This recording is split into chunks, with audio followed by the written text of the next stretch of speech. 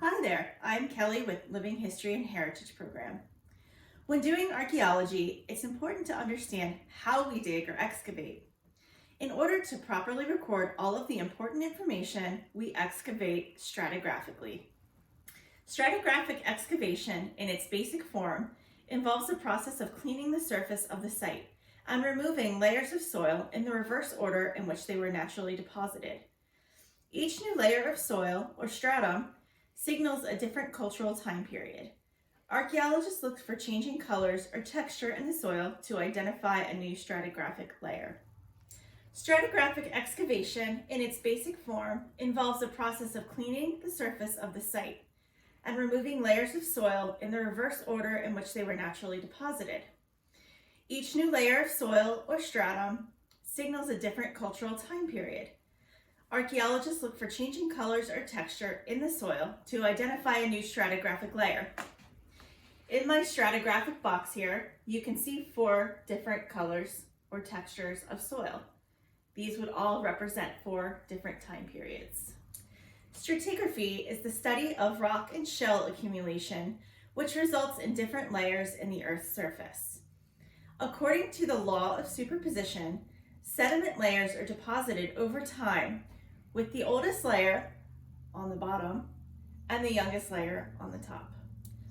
Archaeologists employ this law of superposition in order to find out the relative date as opposed to an absolute date of an archaeological find. Archaeologists can do this by noting at what stratigraphic layer artifacts are found. Artifacts in the lower layers will likely be older than those in the layers above. The easiest way to think about stratigraphy is as if you were making a lasagna. First, you put down the layer of pasta, and then cheese goes on top of that, and then you put the sauce, then another piece of pasta, and so on. There is no way for you to put the bottom layer of pasta on before you put the sauce on and still maintain the same sequence or location of these different layers. This works the same way for archaeology and can be used to determine a sequence of events. When an archaeological unit is done being excavated, the walls of the unit reveal the different layers of stratigraphy, much like what you see here in this demo. Human activity can have a distinct effect on the stratigraphy of an area. For example, humans may build structures, dig and refill trash pits, or bury bodies in a cemetery. Natural disturbances can also alter the stratigraphic levels. For example, small rodents dig holes and roots grow through the layers, mixing the soils. All of these disturbances are visible as archaeologists excavate. An artifact may appear to be from a lower stratigraphic layer when in fact it was simply deposited in a hole that cut from a higher layer into a lower layer. One way archaeologists attempt to track these sorts of disturbances is to make detailed maps of excavations and the profiles of unit sidewalls. In order to understand how stratigraphic layers in archaeology are formed, try our peanut butter and jelly stratigraphic activity linked below. And now our heritage educator, Ben, will demonstrate how to make your peanut butter and jelly stratigraphy. You can follow along with the activity linked in the post. Step number 1. Thousands of years ago, there was once an empty field in Maryland near a river. Lay down for a slice of bread. One year, the river flooded and left a thick layer of mud. Spread 2 tablespoons of peanut butter or nut-free butter on the slice of bread.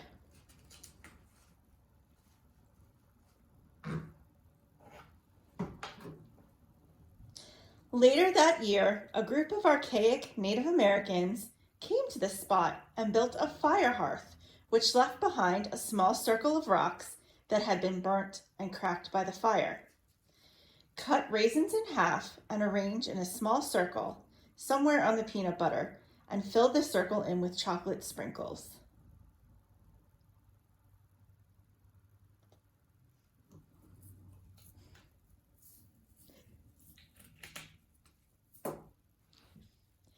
These people moved away, and over time, a layer of dirt forms over top of the campsite. Lay down the second slice of bread. Eventually, a group of Piscataway Indians moved to the site. These people decided to stay for a while and made many stone tools and pottery. When some of their pottery broke, they would place the broken pieces in a trash pile called a midden. Make a small pile of colored candies such as M&Ms, but not all of them, somewhere on the bread. These will be your artifacts.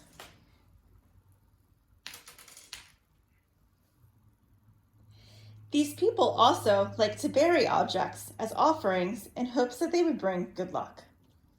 Using the plastic knife or spoon, dig 2 small holes somewhere in the top layer of bread and place a few pieces of colored candies in each hole.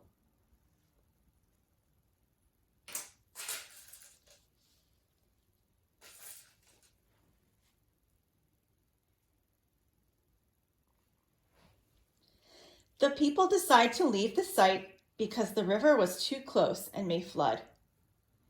Not long after the people left, the river flooded again. Spread the jelly on top of the bread. This may push some of the candy artifacts around. This is common occurrence at sites.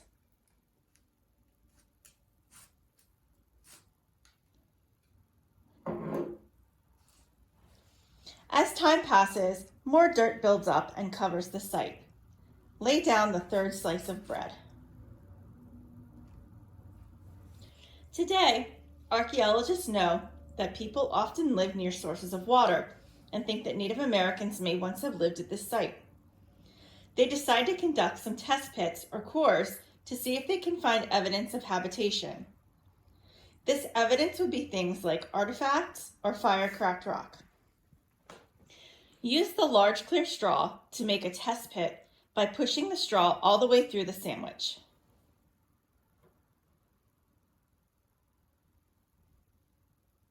Looking at the straw, you should be able to see the multiple layers that built up. You should also be able to see if you hit any artifacts. If you find a raisin or a colored sprinkle, you have found a habitation site. Now Ben will cut the sandwich in half so we can see the stratigraphic profile and hopefully see some artifacts as they have been deposited over time.